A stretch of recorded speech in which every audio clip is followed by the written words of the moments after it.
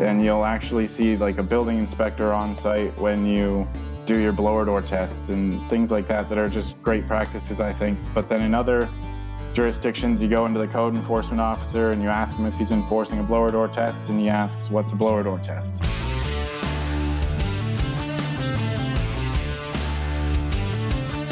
Welcome to the Fine Homebuilding Pro Talk Podcast, a regular discussion with building industry professionals. This is Senior Editor Patrick McComb. Today I'm joined by Noah Lawrence of BEAR, Building Efficiency Resources. Noah is a rating field inspector.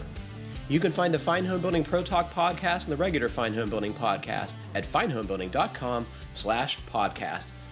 You can ask questions and leave feedback there too. Noah, thanks very much for being on the show. It's good to have you here, man. Yeah, thanks for having me.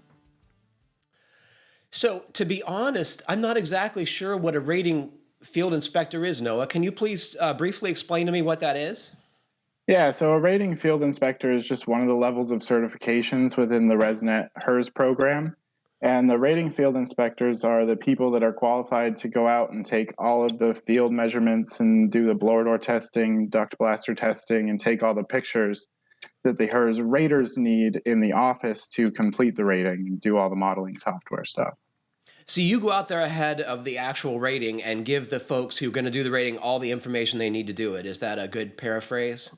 Yeah, that's pretty much what the job of an RFI. I'm actually not doing the job of an RFI. I just took the training because BEAR does the training for HERS raters. And so I'm going through each level of training so that I have an understanding of what every certification level knows. Cool. And just to be able to provide feedback to the company and stuff like that on their training. Can you tell me a little bit more about BEAR, what kind of work they do and who are their clients and how many people work there? Yeah, so BEAR is what's called a HERS provider or a QA provider, a quality assurance provider, and they're also a HERS training organization on top of some other professional services like HVAC design calculations, residential and commercial, duct design, stuff like that. My favorite saying is that we're the pros pro. So our customers are HERS raters all across the country. And there's around a dozen people on staff. We're entirely remote, except for if you're a part of the providership staff, you get to go into the field and visit those HERS raters and do field checks on their work. Are there a lot of companies like yours out there? Honestly, it's not something I've heard of before. Yeah, there really aren't very many. It's kind of a rare thing because there's a lot more HERS raters, and then each HERS rater has basically a couple providers, QA providers that they can choose from to go to for that kind of service. Is it stuff that they need help with that they're asking you, or is it a check? It's a little bit of both, but it's required for the checking piece of it. You know, we kind of ensure the high quality of ratings by doing a certain number of checks on their modeling, their office work, and a lower percentage of checks on their field work. But we do go out into the field and make sure they're doing everything to the minimum rated values of the HERS system. So the HERS raters you're talking about, what kind of projects are they doing? Is this mostly residential energy improvements, or are there other things in addition to that? Yeah, so I think largely the HERS raters are involved in new construction because there's a lot of code compliance stuff to be done, like the blower door test. But it can certainly be used in existing homes and stuff like that because the modeling that you learn is very transferable between the two, new construction and old homes. But there's definitely more of a focus on new homes, and they work for the contractors more often, or most often. Sometimes they are a part of an insulation company or an HVAC company, but they can also be completely independent HERS rating companies. Do you know how many clients you have presently at your company? I know that it's in the hundreds, and we're one of the larger providers. And they're all over the country, you said? Yep, and so are all the people that work for BEAR. We, from Texas, Iowa, up in New York, and in the Northeast, we have a bunch of people. Down in the South, a couple. But yeah, there's a lot of raters all across the country that we work with. It's pretty exciting stuff. One thing I've observed in my career is that building construction methods and challenges are very regional. Is that why you have folks all over the country to answer the individual challenges of the different parts of the country? Yeah, that's part of it. A lot of the people that work for Bear, like I'm one of the younger employees, they owned their own rating companies or they worked for rating companies in their area for a long time. So the wealth of knowledge among the staff at Bear is just astounding to me. It's awesome that I get to be a part of it. But yeah, that's part of it is that we need to know regional specific building science knowledge. And do you guys ever all get together, either virtually or in person, and have war stories with regard to your jobs? I think we do get together and virtually talk about stuff, but the big thing is I haven't been with a company long enough to experience it, but the ResNet conference every year is where raters get together and talk about things. Mm-hmm. That's where the most of the interaction gets to happen between the raters and the QA providers that they work with. So you mentioned you're training to be a rater, to be a Mm-hmm. full-fledged rater. What's the difference between your role and that of a HERS rater? Yeah, so the RFI, like I said, has all the experience and knowledge that you need to do the testing on site. So they know the combustion safety, they know the proper protocols for air tightness testing and things like that. Where the difference comes in between an RFI and a rater is the rater is more well versed in the actual standards and the modeling of the code of the rating, and so the training is just more in depth. Like you need to know a lot more of the technical side of things, not just taking measurements and pictures. Not to downgrade what the RFIs do, Yeah. it's tough work, but yeah, the raters are just the next step up. And And how involved and what's involved in the training for the respective roles? yeah, so in RFI training, you're likely going to do most of your training within an existing HERS rating company out in the field, like shadowing a HERS rater to learn how those measurements and what you need to record. And then the exceptions to that are the parts of the training that are done through Bear online, where you go over a little bit about the standards and the testing procedures and what's required of you. But the big thing is the combustion appliance safety. There's a simulator that ResNet has designed that you have to pass. And I thought that that was a really cool resource because that's something that I haven't seen in other certification programs.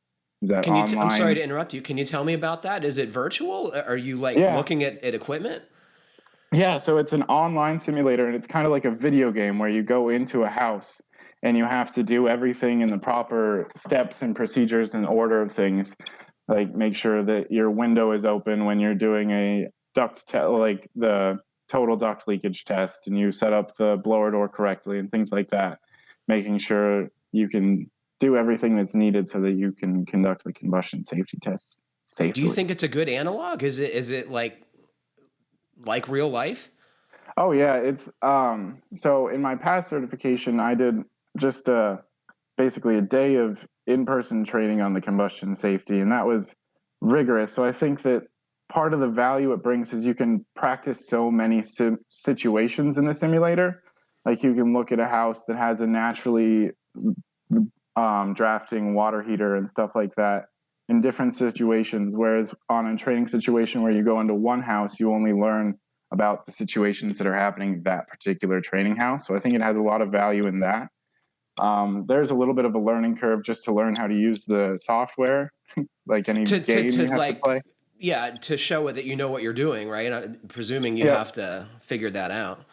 Yeah, and for HERS training, so the RFIs go through that combustion training.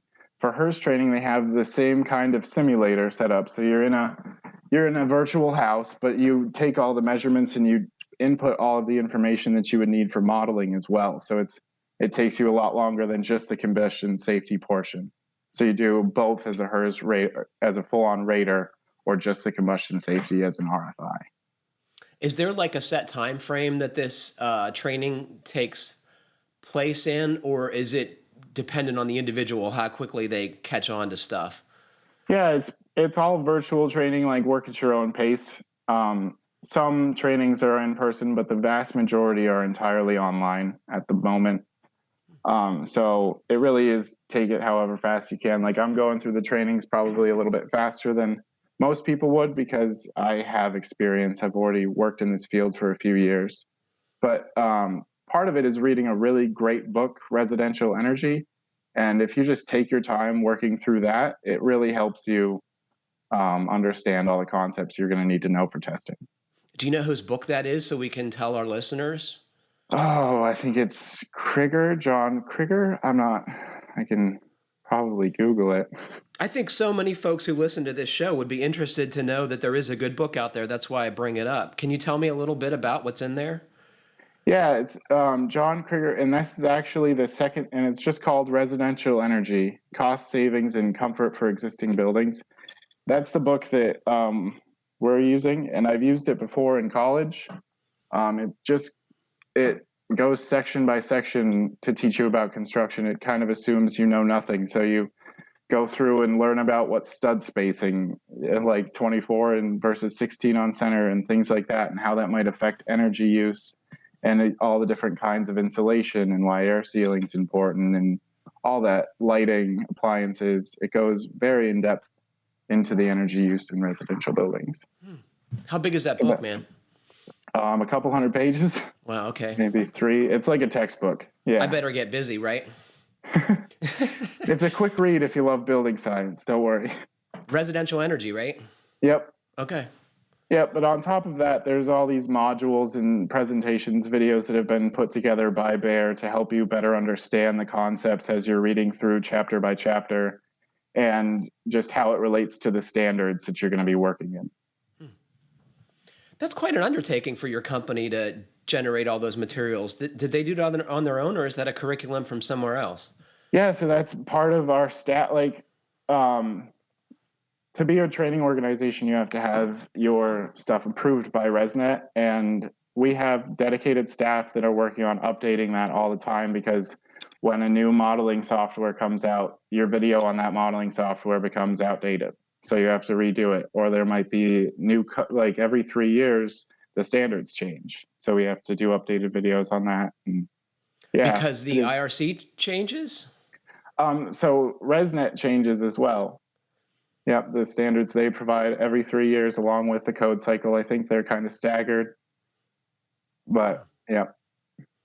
What did you find to be the most challenging part to get your head around with regard to your training? The first, when I first started in building science, or with HERS Rater training? Doesn't matter.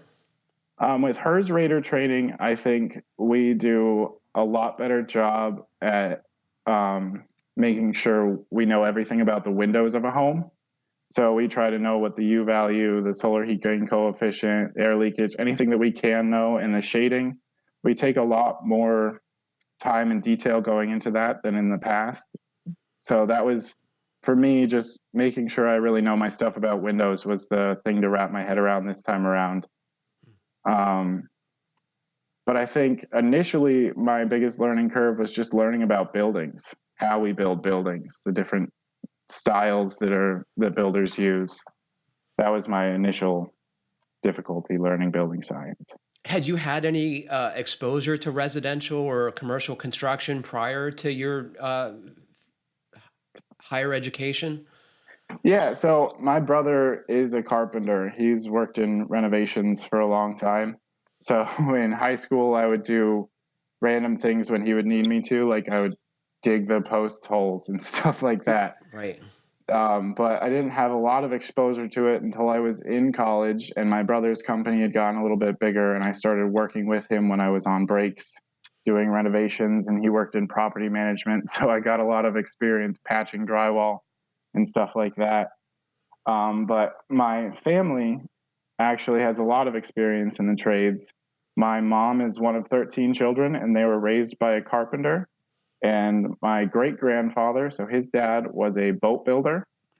And then my grandfather built Adirondack chairs, and he was the resource to call if you had a complicated housing project in the area, stuff like that. And that's how my brother got into the trades. He worked for my uncle, who took over my grandfather's furniture building business at first. And then my uncle was also into renovations and new home building. And that's how I started to get into this trade. And then when I was in college and I learned about all the parallels between what I was studying in residential buildings, I was interested in getting into this industry. What do your brother and grandfather think about the work you do now? Do they think it's a hindrance to residential building, or is a direction we should be going? My brother actually is in building science as well. He does blower door testing and all that. He has certifications of his own. So he's a huge proponent of this. He actually writes into the podcast pretty regularly. And then my grandfather, unfortunately, he never saw me get into building science. Sorry. But I think he would have loved it. He was always the one that was reading books, and he was the resource for builders around here. Even though they may not have understood building science quite as well as we do now, they were trying. And my uncles, the family that's still in the trades, there's kind of a split feeling. Some of them are totally for it. They want to learn everything that I can teach them. Some of them don't want to hear what I have to say. Much like the building industry in general, I'd say, right? Yep. You told me in your email that your ultimate goal is to be a quality assurance designee. What the heck is that, Noah? Yeah, so the quality assurance designee, or QAD, that's what the majority of the staff at Bear already does, and that's the people that are on the providership staff. So they're the ones that are qualified to do the checks on other raters' modeling and field work. So it's kind of the highest level of proficiency you can prove in the system. So you're checking the checkers who are checking the folks at the beginning, right? Yeah, so the raters check the builders and we check the raters. That's how the system works. And what is going to be involved in that certification for you? I'm not sure on the process as much as I am on the rating stuff. I think I'll have to go through a lot of ratings before I get that designation, and I think there's a harder test. There's always a harder test. Do you like the challenge of that? I mean, does it get you going in the morning to learn new stuff? Yeah, I love this field because I feel like there's never going to be a place where I can stop and say, well, I've learned it all. I just want to keep working towards different certifications, because once I'm a quality assurance designee, there are other certification programs out there that I could get certified through. It's just such a growing industry that I don't think we've even scratched the surface, and I'm going to keep learning till I can't. You also told me you have a degree in sustainable energy management. Where did you go to school, and can you tell me what that program is, please? Yeah, so I went to the State University of New York, College of Environmental Science and Forestry, or SUNY ESF. I think it's one of the longest college names in the country. And that's in Syracuse, New York. It used to actually be a part of the Syracuse University, so it's still right across the street from the Carrier Dome. And yeah, I have a bachelor's degree in sustainable energy management. Sounds pretty fancy. What is that, man? Yeah, so I took classes, and I like to describe my degree as a mixture of a science and business, all focused on sustainable energy. So I took classes like renewable energy, energy systems for buildings, environmental and energy auditing, principles of management, accounting, economics, energy policy. It's such a great, diverse program that teaches you how our energy systems work, the emerging technologies that will hopefully help us clean up our energy grid, and the challenges that we face in doing so. Do you think the program adequately prepared you to do what you're doing now? I mean, at least to get started in it? Yeah, I think that like most of the students that went into that program, I thought I would probably end up in wind or solar somehow. But then you start to learn about all the challenges that we face. And one of those challenges is buildings. And there was kind of a flip of the switch moment for me that happened. I was in a class for construction management majors, or at least I thought it should just be for construction management majors. They called it energy systems for buildings. And I thought, oh, they're just trying to fill my schedule. But then the professor had this thought experiment, and he asked everyone, how old is your laptop? And he went through the years having you raise your hand when you got to how old their laptop was. And then he went through cell phones and cars and TVs. And finally, he asked everyone, now, how old is the house you live in? And we all had to pause and think about that. And we all learned that these houses, even though they're just a piece of technology, they're probably going to be one of the longest lasting and most important pieces of technology that we ever get to own or use. And that was when I started really focusing on it. And then we had classes in energy auditing, energy and environmental auditing. And I think we focused a little bit more on how to do carbon calculations and stuff like that than I currently work on. But I think it did a good overview. We learned about the different programs, ResNet and BPI, and how energy audits work in the country. And I actually got to go kind of free reign in my energy policy class on researching whatever topic I wanted to for the entire semester. So I looked at how energy efficiency worked in New York State. And that's when I really was like, I could make a go at this. I want to work in this industry. How does energy work in New York State? It's very complicated, and there's a lot of state organizations involved. You originally wrote to me saying you had an interest in energy integration, and I think I think her name was Dana, who talked about her energy integrator on her project. Can you tell me what that is, first of all, to your understanding, and how did you get an interest in that? Yeah, so in my understanding, I think of integration as like renewable energy integration and energy integration into the grid. It definitely applies on a wider scale and into residential buildings. But I think, yeah, energy integration is just how we bring and use energy into our buildings. And I think energy efficiency in houses and renewable energy are going to play a big part to play in transitioning. Sorry. Why does somebody need this role, though? What has changed that you now need an energy integrator? I mean, it used to be that you just wanted high efficiency equipment, a good building envelope, these, adequate insulation levels, windows that don't leak. What has changed?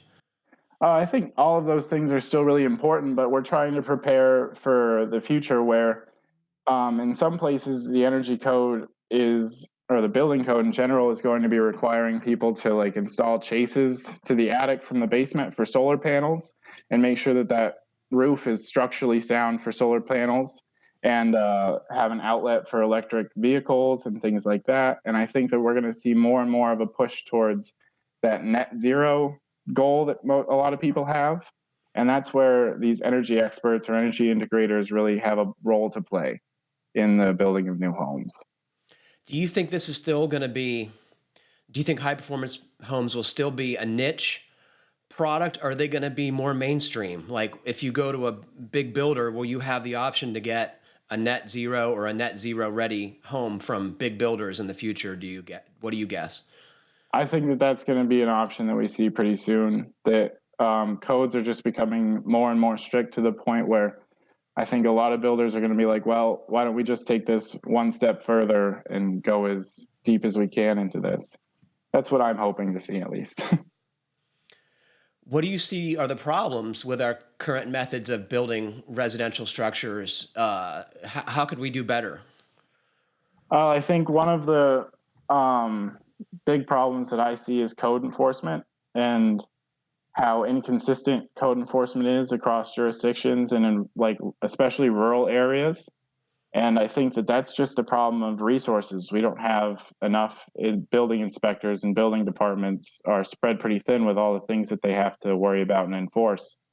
So one of the ways that HERS raters can help fix that problem is a new partnership that ResNet just came out with the IECC, the International Energy Code Council. And it's a designation that HERS raters can get to show that they are competent in the codes, and they can help these jurisdictions enforce the energy codes, which is often one of the most complicated part of the codes that they have to worry about. Now, can I ask you, so would that be part of the enforcement process, or would this be training for code officials so they could do their own enforcement? So this compliance specialist certification is specifically for HERS raters. So it's to show code compliance officials that HERS raters, they know the energy code, they can help with this part of it. It's kind of just a designation that tells people, hey, let the HERS rater handle some of this stuff that you have to worry about. It's not full code compliance, but we do check most things that are in the energy code when we're doing a HERS rating. You touched on the variability in code enforcement. What is it like in upstate New York where you're at? Or do you find that most municipalities are enforcing air tightness tests and similar code provisions meant to improve a home's efficiency? I've actually been struggling with this for years and with varied success. In some jurisdictions, we have the full energy code enforced, and you'll actually see like a building inspector on site when you do your blower door tests and things like that are just great practices, I think. But then in other jurisdictions, you go into the code enforcement officer and you ask him if he's enforcing a blower door test, and he asks, what's a blower door test? So there's just such a varied knowledge, and it's not their fault. They have so much to worry about, and they kind of have to learn it in a certain order. But what do you think would be a reasonable incentive to get code officials to learn about this stuff and enforce the provisions that are so important to a home's efficiency? I'm not sure that we should put it entirely on the code official. I think that energy efficiency professionals like myself need to kind of take on that role of making sure the code officials know how important the energy code is and know that they have that resource available to them to help them enforce it. I think you'd probably agree that existing homes are a bigger problem with regard to energy consumption than new homes. What should we be doing to improve the performance of existing housing stock?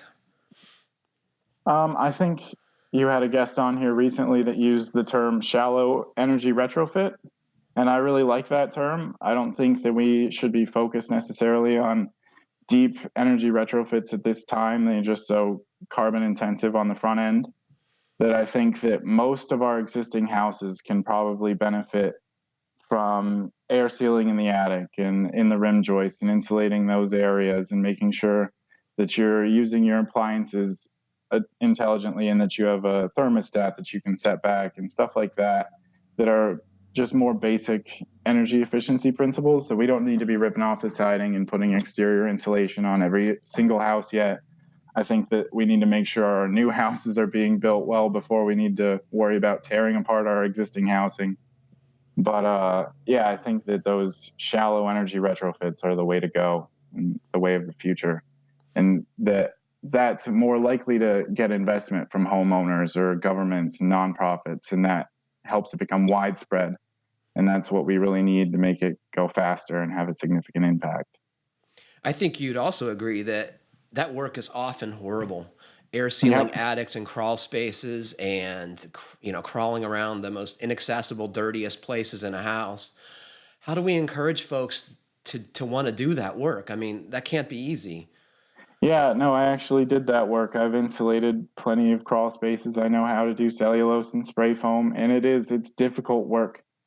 But I think that if you focus on why it's rewarding and helping the people that live in those homes and helping the world and society in general by reducing the energy use from those homes and just making sure that people are well educated, and it's not just, oh, I have to go into this dirty crawl space today. It's, oh, I'm going to make this person's life significantly better for at least the next 20 years or however long this insulation is going to last. And Have I you think that had that's part of it. satisfying conversations with your clients after that work has been done? I mean, do they notice a difference? Do they appreciate it? Yeah, I can tell a story. This is completely unaffiliated with Bear. It was at my last company, but we worked for this older woman, and her mobile home had been in a flood event, and the underbelly was just destroyed. And then her family went in there and insulated it with just unfaced fiberglass and Because they didn't ripped know, out. right? Yep. And the big problem there was they didn't even cover the bottom of the trunk line for the heating system, so she couldn't use her bathroom that was on the end of the other end of the home from the heating system. And we went in there and tore all the fiberglass out, and it completely encapsulated the system. And I talked to her a few weeks later, and she's like, I just used my bathroom for the first time in the winter time, and I don't even know how long. And that kind of satisfaction to be helping people out like that, is really what I think the existing homes market is all about, helping the people that need it most, you know?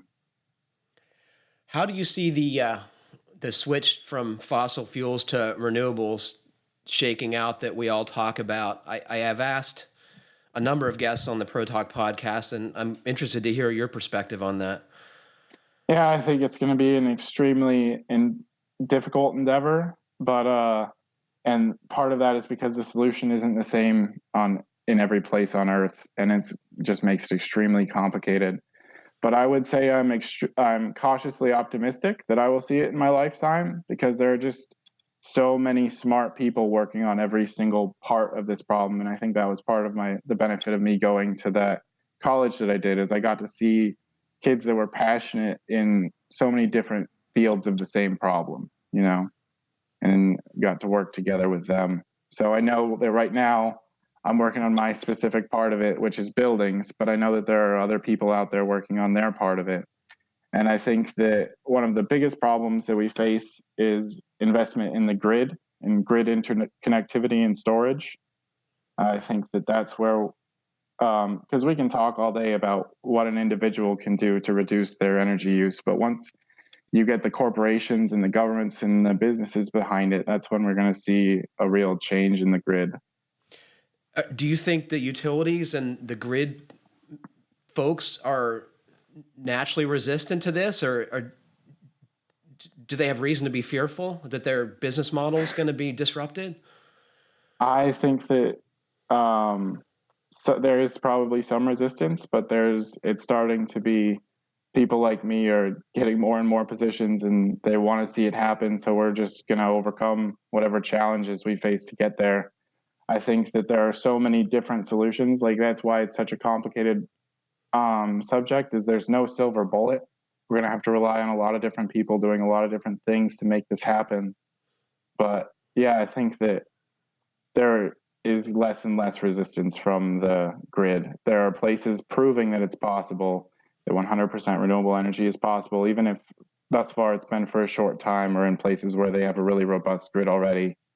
But yeah, I think that we just need to see that investment happen for it to happen in my lifetime.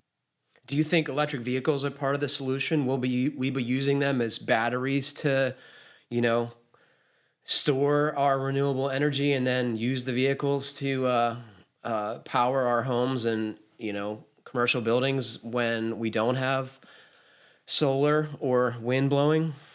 I think that that's a potential solution. That it might be kind of unpopular with people to not have control over their vehicles and when it gets charged and discharged.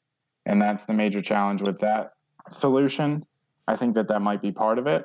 But another solution is when those vehicles, when they're at their end of life, that battery still has probably some useful life left in it, at least for grid storage.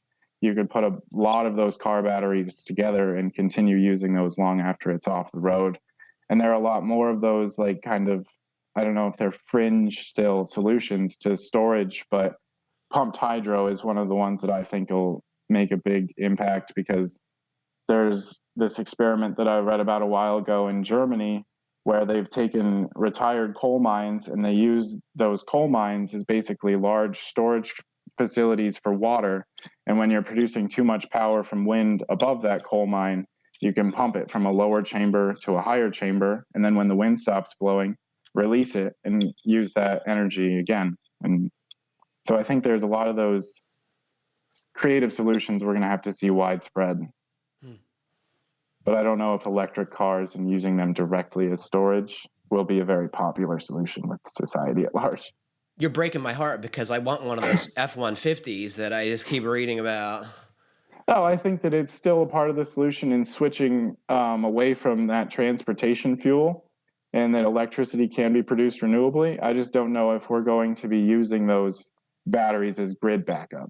I think that we're going to need larger grid-size solutions, but I don't know. I haven't studied that in a while, so there might be engineers that are hating me for this answer. Let them write in. They can write Yeah. in. So, you're a young guy. Do you have your own place presently? Yeah. So right now I'm in my parents' house because they're camping and I watch their dog for them.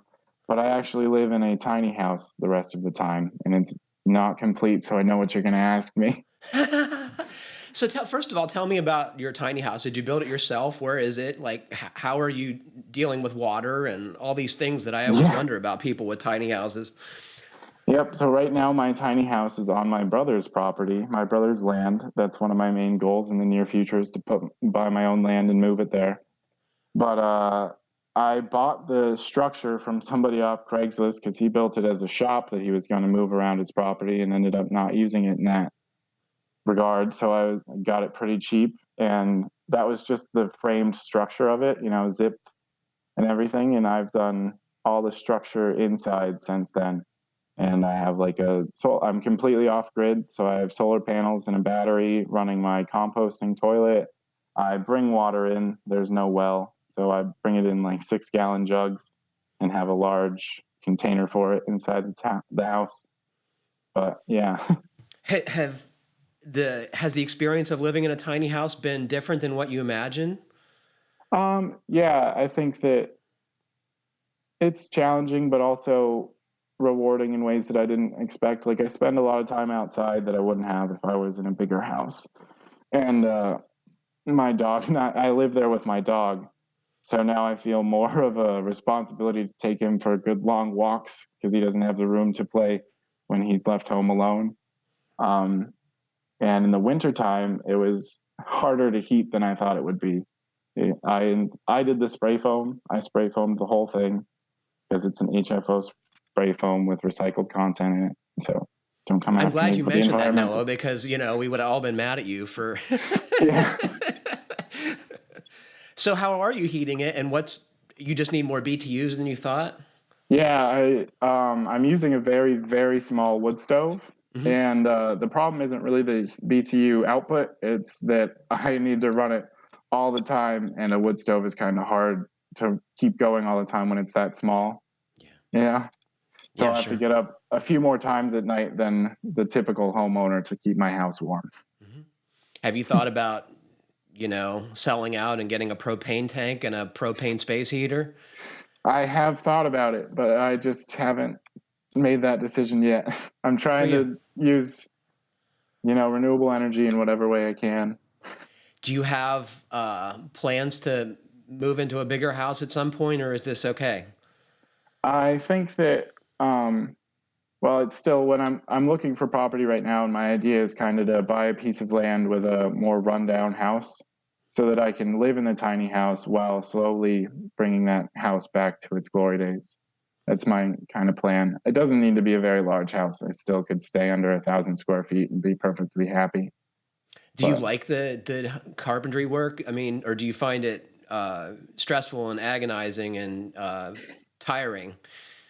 Yeah, I think that it's kind of stressful. I mean, I wouldn't say that it's agonizing. I still have fun with it, but it's definitely a hard job. Yeah. And it doesn't come as naturally to me as it does to my brother. So I'll often find myself asking him questions. Have you had to rope in to help you in on projects on your place? Not yet. No, that's not true. He helped me with the roofing because I can't put metal on even though it's only 13 feet tall. I needed some help with that. Yeah. That's cool that you have family that you can call upon for that stuff. Mm-hmm. It's been a pleasure talking to you, Noah. Is there anything you want to ask or tell our listeners before we part company today? I know you've delivered this message on the podcast before, but if you have a kid that's thinking about getting into the trades, or if you know anyone that's thinking about the trades, tell them that it's an equally valid option to going to college. Because I went to college and now I'm in a trade and I really love it. And I think that that's what I want to leave everybody with, that just get out there and support the trades in whatever way you can. It's great, man. Well, unfortunately, that is all the time we have for today. Thanks to Noah for joining us, and thanks to all of you for listening. Please remember to send us your comments, questions, and suggestions to fhbpodcast@taunton.com. And please like, comment, or review us. However you're listening, it helps other folks find our podcast. Noah, you were fantastic. Thanks so much for doing this. Thank you. Stay safe, everybody. Keep craft alive, and let your kids go into the trades if they want to. See you, everybody.